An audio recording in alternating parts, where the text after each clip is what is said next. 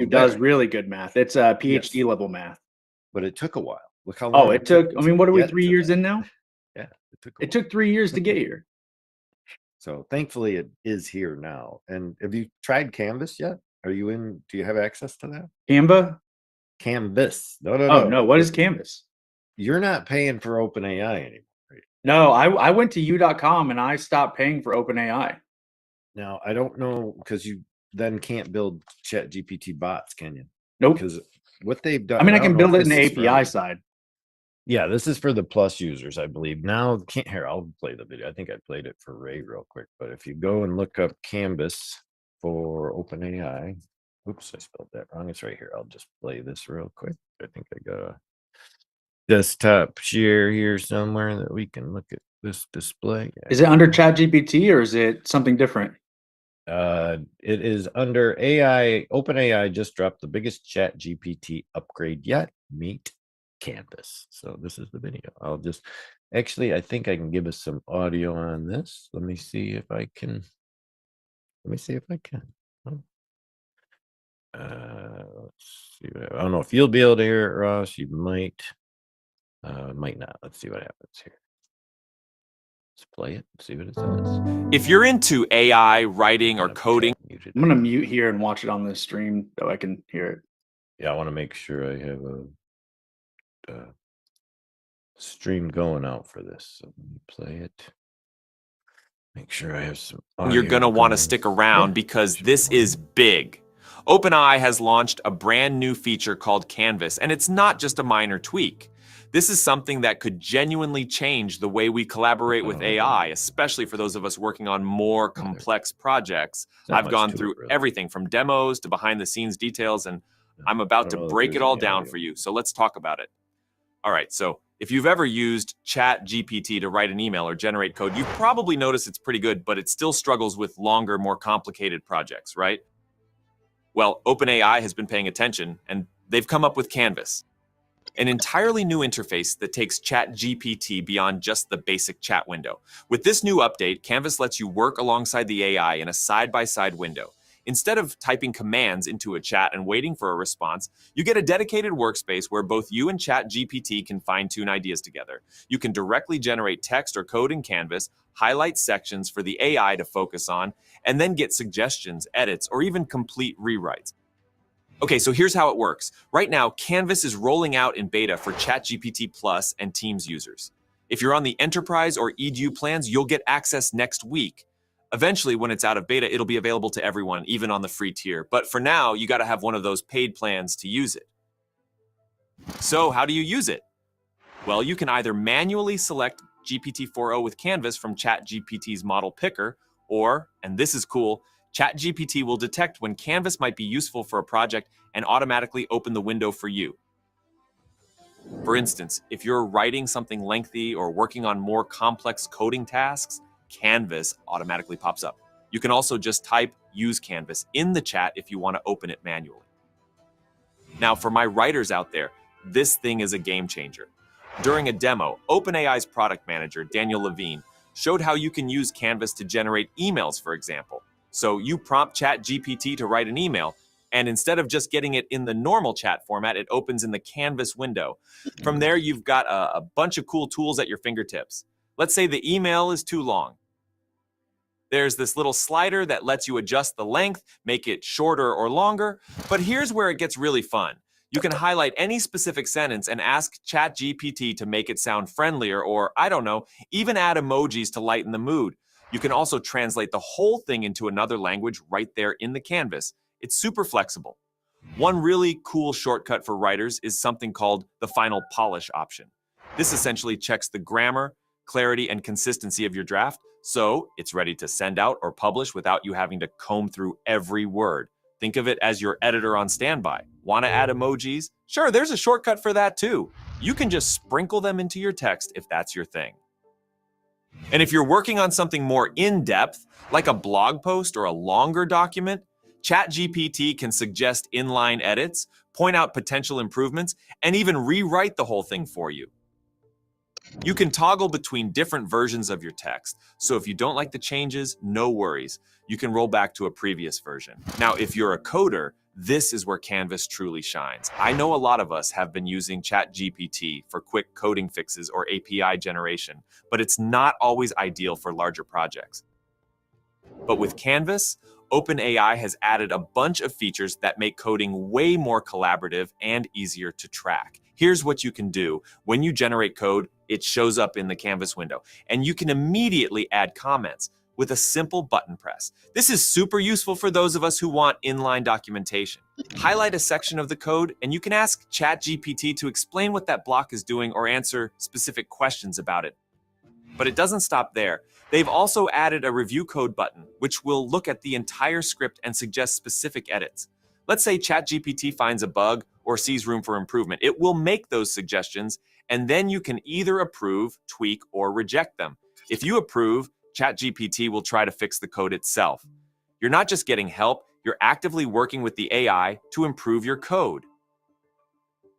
Other coding shortcuts include adding logs and comments, fixing bugs, and even porting your code to another language.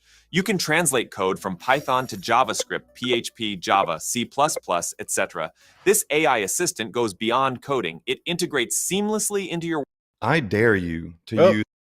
Always got to get some kind of commercialized info in there. So we're going to skip past that. Just hold on a second. Don't want to leave any of those in there. But I think you get the idea. I don't think we have to go too much deeper. There's a video available out there on YouTube. So if you want to go take a look, I'll leave the link in the chat after the video. And I think we can cover it from that end. And But it you get looks the like, idea. when was that video put out? That was just put out 3 days ago. Okay, so we should get access to Canvas next week then? Okay. Somewhere in there. And it's in beta, so it's been limited entry, and then from there it's going to open up to everybody in the end. It's just plus users right now. So what do you think about that?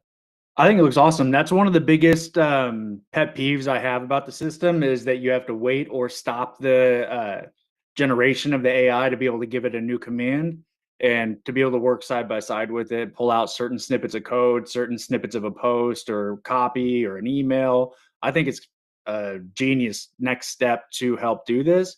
And I think it'll probably lead, since they have the voice on the app where you can actually talk to it, it'll probably lead to where you can interrupt and say, hey, try this, or outline this set of code. Like right now, I currently work in it with voice on the app, and I'll be in On the your chat on phone. my computer to where I can actually copy and paste, and I'll go back and forth between phone and computer working on it. So I think this is going to make it a much more streamlined process. I think it's a fantastic move by OpenAI.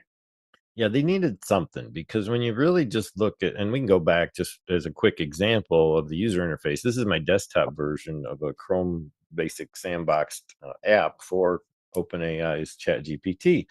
It's just a prompt. I mean, you don't have much to go with. You've got a couple of boxes to say, help me do something, but all you have is a tree, a ladder, and you went color bars on us. Yep, we're good. Got it. That is just like, what do I do with this? And if you're not good at technical aspects of computing, then you're just going to look at the screen and go, what am I supposed to do with this? And I think having the next iteration of ChatGPT incorporate some type of organizational feature was necessary, because right now there is no organization to this thing. It's just raw and dirty. I mean, honestly, there's nothing to it. It's that Wild West carriage on 4 wheels with a horse in front of it right now that has not been modified and souped up to be a Maserati 12-cylinder. You know, it's just, we're not there yet. So I can't wait to see when we actually have what would be considered, you know, the ultimate interface to AI, because we haven't seen it yet. It's not there. I think ultimately the ultimate interface is going to be twofold. I think you're going to have one that's going to be public facing, that's literally going to be, I want to have a conversation, or I want to text and have a text conversation with you. So I'm either talking, texting with you. And then on the back end, you're going to have the engineers settings where we can tweak everything. We can adjust the prompts. We can do all that kind of stuff. So it's going to become like a car. You have the driver mode and you have the mechanic mode. Yeah, So I think that's what we'll see on the back end. And I think with GPT-5 around the corner, we're going to have to see updates to the interface with OpenAI. Otherwise, we've seen this with some of the systems we've worked on. It becomes a paperweight. If you can't use it efficiently, then it becomes a really cool tool that sits there and it doesn't get used to the full capability without the great user interface. So I think they've done a great job of iterating and advancing the AI itself. And now I think the user interfaces and the user experience is going to be the next big phase for them. Probably true. I'm still looking for your framework for the customer thing. I know I had one here. And I saved it, and I still can't find it for some reason. So we'll have to get back to that again. So I wanted to, I kind of lost train of thought there for a second, only because there's so much that I have not utilized in Chat GPT, and I keep going off on these thoughts like, should I have a plus account? Should I be, focusing on one particular style of LLM? But there's really no way to do that because each LLM has its own forte, let's say. You go to Chat GPT, they're going to lead the way with voice, obviously, going forward. Even Google hasn't caught up to any of what's going on. Apple's so far behind. We got Anthropic and Perplexity and everybody else playing in with Llama on the back end doing its thing. So I can see why everybody would be so confused as to how do I even step into this. So what do you tell people, Ross, is the first thing? Like, if I don't know AI, what am I supposed to do? What's the first thing you do with them? What do you send them to? What do you tell them they should do first? First place I tell them to go is to ChatGPT, which has actually changed now. I tell them to go to u.com because u.com has done this really cool thing where they've made every single AI model available. Mhm. And what's cool is before, if I would send them to ChatGPT, you're stuck in ChatGPT in that conversation. And then you have to copy out the latest iteration of what you're looking to do and paste it into Anthropic and say, update this or do whatever. With u.com, it's literally just switching the model in the middle of the conversation. So let's just say I went from, I need a business plan and I need to structure it so that we can target this demographic and this is the product, and it builds out this structured business plan, and we use GPT 4.0 for that, and it does a fantastic job. Then I say, okay, cool, now I want the copy that's going to be the initial post that we're going to make for this, or the initial ad that we're going to run for this. All I have to do is switch it to Claude in that I'm conversation. showing them right now. What? I'm showing them the interface right now on u.com so that they can see it. So see it what Leland's doing right there is showing you how all you have to do is do the drop down for the model that you want. So then the next piece is cool. Now I need a financial model for this business plan. We've got the demographic, we've got the business plan, we've got people. Let's just assume they're coming in now for this. Now I need to know what my financial model is going to look like so we can do projections. Now I put it on O1 preview. Now it's going to run an actual in-depth mathematical equation to figure out how many sales I need to make to get to X amount of revenue to X amount, blah, blah, blah, until go on. And you can just switch in the middle of that conversation right there, going back and forth between AI models, and you never have to leave the user interface. This is where I see if every AI system out there is not going to this agnostic AI model to where you have options to use every single version for different pieces of the business, they're going to be missing out. Like our systems right now, I've been talking with our devs saying we absolutely need to get every model integrated into our AI custom LLM steps, because if we can say, okay, over here, I want this model to focus on financials. And then later on in that automation, I can switch it to Claude and I say, now you're going to be focused on copy. Boom. Now I have everything in one system that we can just boom, automate using the right AI instead of the one that we have access to. And 1 Minute AI is another version similar to u.com, which is doing the same thing with an agnostic approach to all the LLM models. So this one's also available. I don't know if they still have their lifetime available on this one, Ross. And for a credit-based system, which they continue to update your credits. If you look at my side window here on the side, I was topped up with 15,000 credits. 15,000 credits, 1,400 credits, 4 million credits is what I get per month on the system that I paid for. I think I paid $100 for a lifetime on this. And what that gave me was 4 million credits a month. I've worked up 14 million credits, so I'm well beyond having a need for, I'm not using this one a lot as much as I could be, but the fact that it does have AI for writing, it has AI for image, it has text removal, background removal, it has document chat with a PDF file. It has some stuff for AI to audio, like text to speech and speech to text and a translator, along with some image to video and text to video processing, but it's nothing fancy. But the fact that they do have all the models available here, like you does, where you can come in here and decide what you're going to use to compare your conversation with, excuse me. And then it actually gives you a credit estimation of how much you're going to have to spend on those models. And it gives you a little example of like, is this one expensive or not expensive? So Mistral, and one that I've been using a lot, dude, if you have not been using this one lately, under AI image, they have one here. If you have not tried the Flux Schnell Black Forest by Black Forest Labs yet, one of the most incredibly fast AIs that I've used yet. I'm just going to create a quick logo, a round logo for a sports team called the Gators or whatever. Okay. I just want something quick, short and sweet. 6,000 credits, 9,000 credits to create this. I push the button and I literally have an image that fast. It's that quick. I have yet to see an AI generator that can generate an image in like 2 seconds flat. And I've been using these for like icons and things like that if I just want to throw something together real quick. This one was a little sloppy, but you can grade them as well and give them your taste on whether it was a good production or not and send that to the team. And then they tweak their model a little bit. But for a one-time price, definitely a go-to.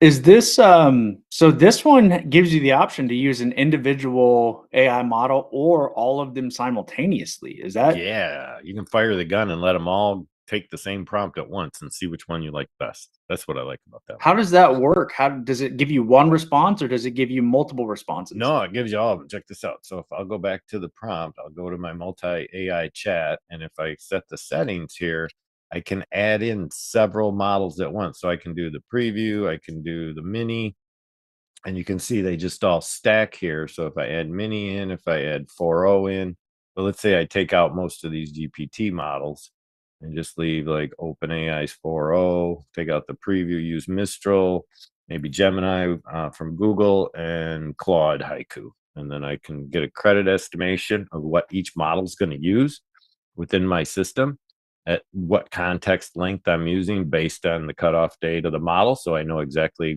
what knowledge that bot has as well, which is good to know as far as timelines go. And then say, give me a report. Gemini is going to be 563 credits with dang, okay. Yeah, it all depends on the model. And these credits are odd. I'm not really sure how they bank these credits or how it works on that. Let's just say marketing trends in the US as of June 2023, let's just say, and see what it does. I just want to see what comes of this type of report. So bam, bam, bam, they all go firing off and starting this report generation. So I can literally go back and see each model's response one at a time and follow up on it. So they're generating them in real time on the screen together. And then I can just go back and rate them if I wanted. So if I like the answer that Minstrel gave me, and my window's probably not full size. So then once you choose your model, you can then X out of the other models and then have it continue to generate. Yeah, I can go full screen here to take a look at what each one of them is. I can even share this data, and then I can add other prompts to it as well. There's another way as well that I can do. I haven't done these demos. There's some other shit that it does. Again, I haven't played with this model too much. You brought it up kind of on the fly on me, and I'm not that tuned with how to use it because I've just realized that this is the way I should be using it. Because you can even use prompts in here as well that are saved inside your system. So if you wanted to go back and save your prompts ahead in here under the prompt list, you can create all these prompt lists. You can come back and edit them if you need to. And then once you have them in there, when you go to talk with the beast, you can add those prompts into that discussion. So it's kind of cool that you can just click in there and then go back to the prompt. but you also have multi-doc chat and chatting with an image. So if you want to like have a conversation about an image that you upload, you can do that as well. So the multi AI assistant is definitely something I'd like, but add the prompts. Like here's the same prompt that I just did. So it goes back to the prompt that you had. You'll be able to see those and just pull them from the pull down here. So any previous prompts show up, and then you can create a new chat or add a new prompt to it. Just cool stuff.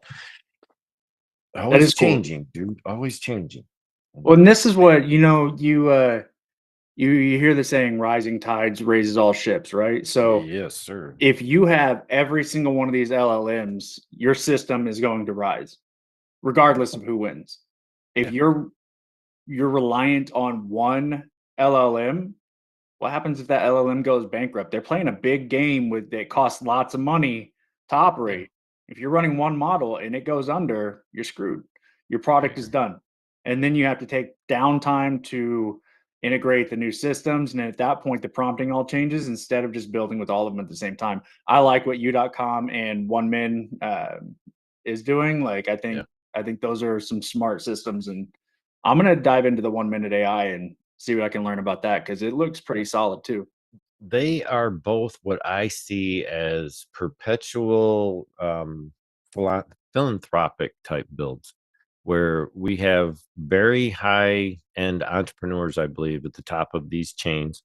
They have built sites that U.com domain alone is probably worth $4 million. Just the domain name. Okay. U.com is an incredibly valuable domain. So for somebody to house an AI build on that, they have to have a lot of money for one. And the way it's touted is that it will always be that one place that you can go to get all the AI models. 1 minute AI, a very similar system.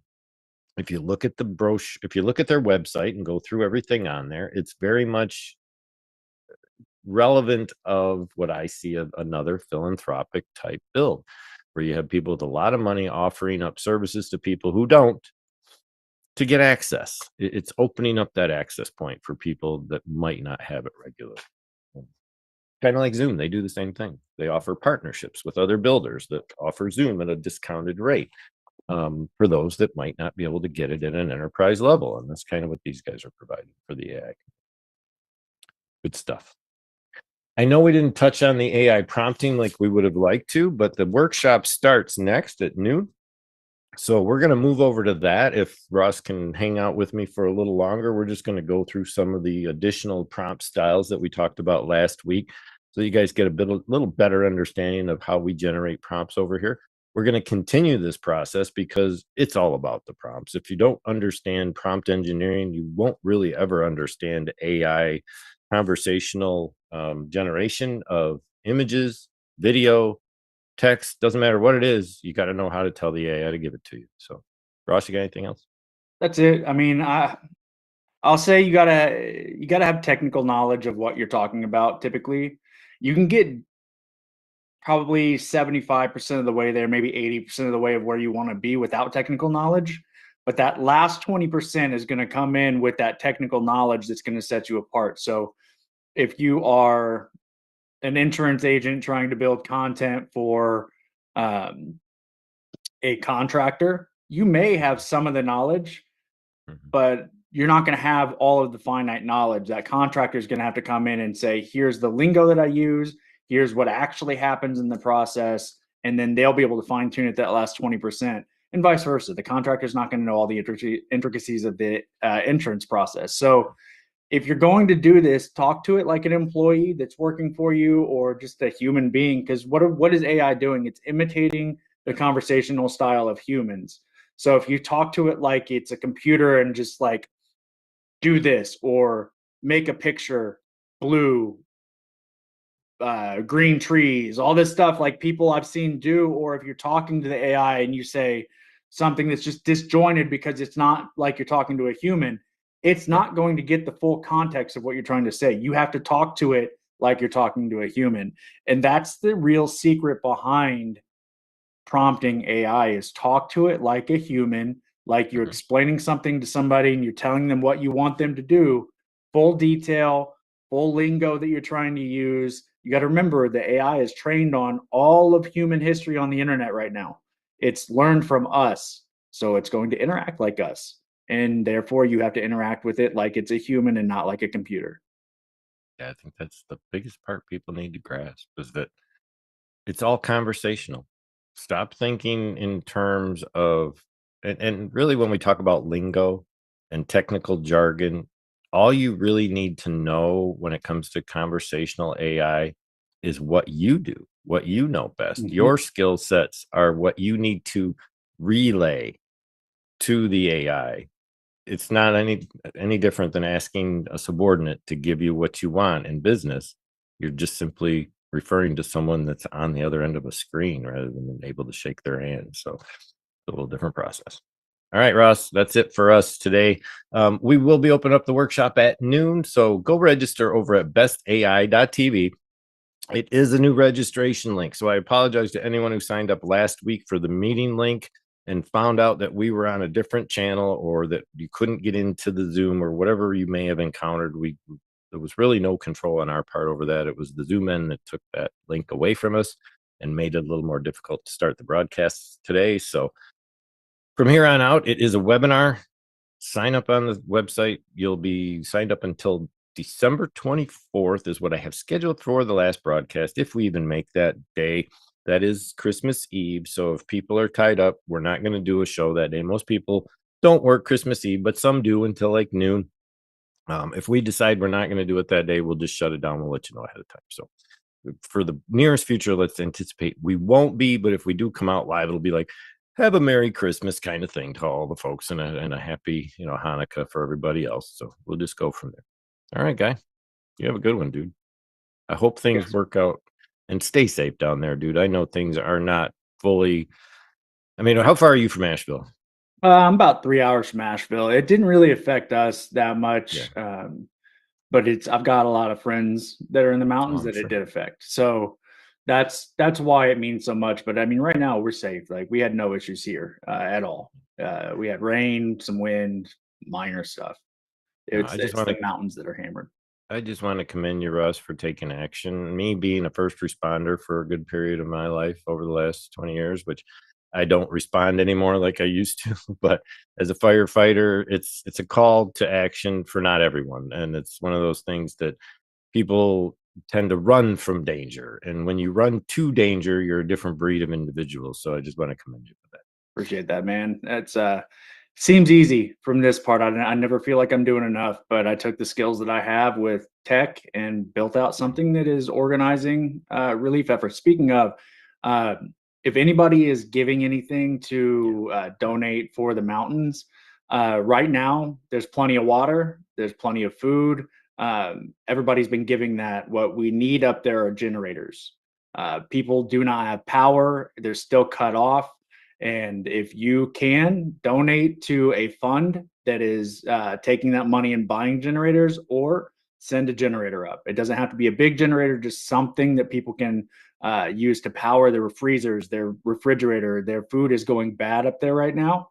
And if we can prevent that, then we can make the food that's been donated last longer.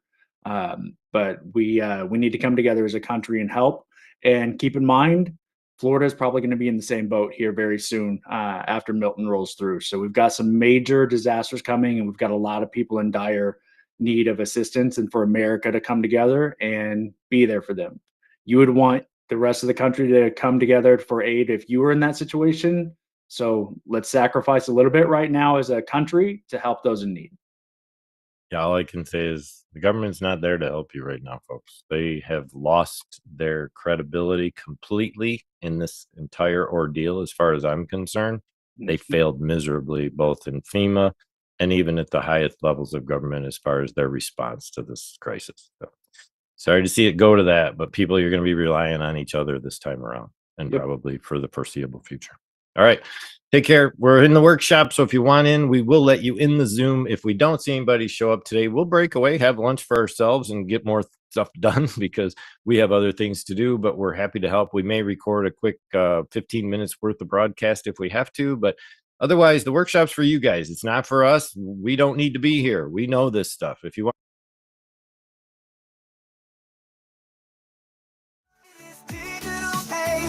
We're breaking the I'm gonna go mold. refill my coffee and I'll be back.